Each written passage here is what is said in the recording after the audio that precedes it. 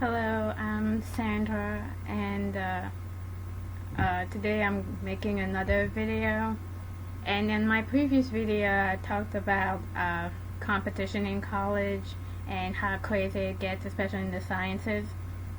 So as you know, I'm a biochemistry major in my junior year in the college, and I wanted to kind of make a sequel to the previous video I made, but this one is going to be about the curve, specifically focusing on the curve and the grading system in most college classes, especially in the science one. So you may not be aware of this, maybe you are a high school student or you are in another country, but here in the United States, at least for my school, most classes, most of the sciences, most of the STEM classes are graded on a curve. And a curve is basically, I don't really have an easy way of explaining this, but a grading curve is basically, let's say there's a test and most people in the class get 54. Now 54 usually is an E. That's a pretty terrible grade. But because pretty much the average was a 54, that average now become a C or a B.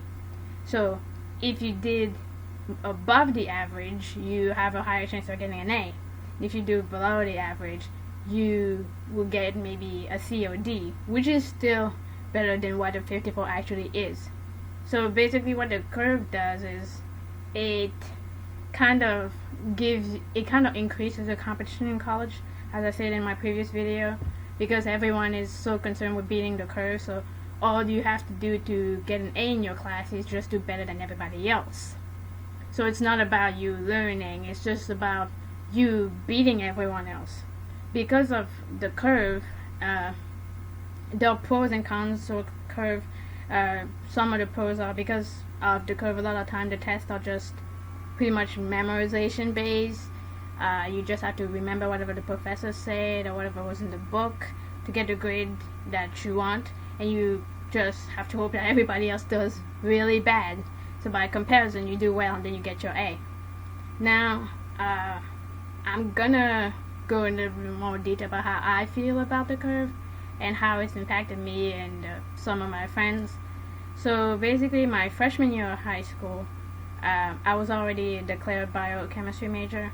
So I took my first chemistry class, and I had no idea the class was going to be based on the curve. So my first exam, I got something like a 64. And I was just like freaking out how bad of a grade that is. But that was actually the average, so I was between a C or B, either high C or low B. So that was technically my grade. But in reality, a 64 out of 100 means that I pretty much know nothing. But because it is the average, you kind of feel better about yourself, but you still know that you learned nothing. So as the class went on, I did a little bit above average in most of the tests, so I ended up passing the class. But I didn't learn anything in that class. Like, I can't remember what I learned in my first chemistry class at all. But I passed the class. And a lot of people, even the people who got A's in the class, they don't know what they learned. All they know is that they did above the curve and they got an A and they're good. And that's the problem with the curve. It doesn't encourage learning. What it does is just encourage pointless competition and encourage students. It also encourages students to cheat, because if you know that all you have to do is do above your neighbor, above the class average, you can pretty much sit next to a person that you know is really smart and just copy whatever they write down, and you'll get the same grade as they do. And since the test is based on memorization, you literally just cram everything the night before the test or write it down somewhere. Or if you know that another person already took the test, you ask them for the answers. So like a lot of stuff that happened because of the curve, you're just not learning. And this is not completely because of the curve, but the curve almost prevents you from learning, because in order to learn, you have to be asking questions, really analyzing what you are learning, and really doing practice problem and practicing. But people don't do that. They just wait until like the night before the test or a couple of days before the test and just cram everything in their head, get their A, and then move on. The problem also with that is chemistry, like most sciences, it builds upon itself. So the next semester now, you don't remember what you learned in the fall. So now in the spring, you gotta go back and relearn everything, cram it all again in your head, then hope that it'll be enough to get an A in that class. And that's pretty much how the cycle goes. So because of the curve, it's just like people don't even ask questions in the class. They just pretty much write down everything the professor says really quickly, and then the day before they just memorize every single detail of what the professor says. And a lot of the time, the professor asks you questions on the exam that are solely based on the book. So you really, in some cases, you don't even need to come to class. You just memorize everything that was in the book or everything on the lecture note, and I'll talk about that later too. So as long as you have like an amazing memory, you pretty much can graduate college with a 4.0.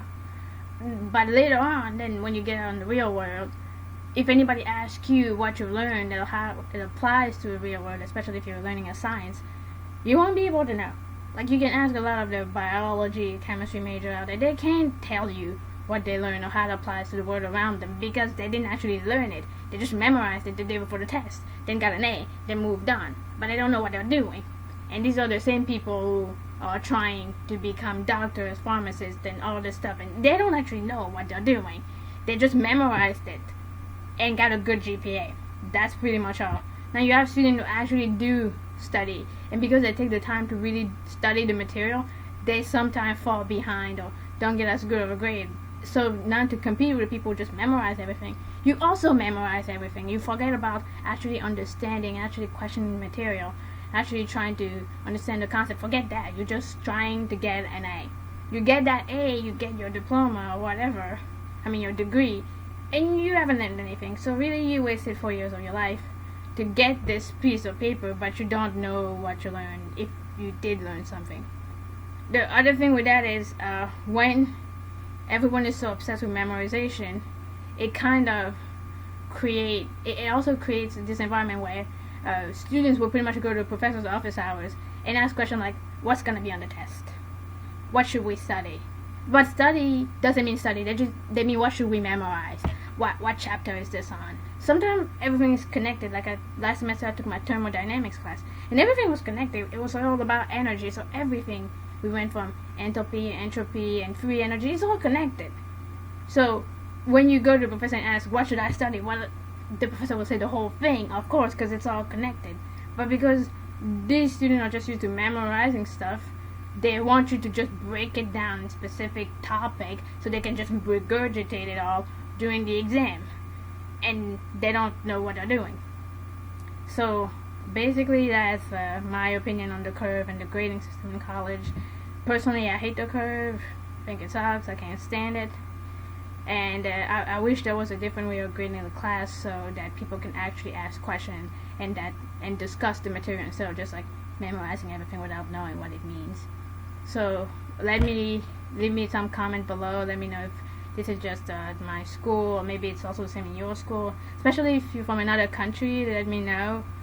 If you're a high school student, if you have any question, don't forget to write your comment below and like this video.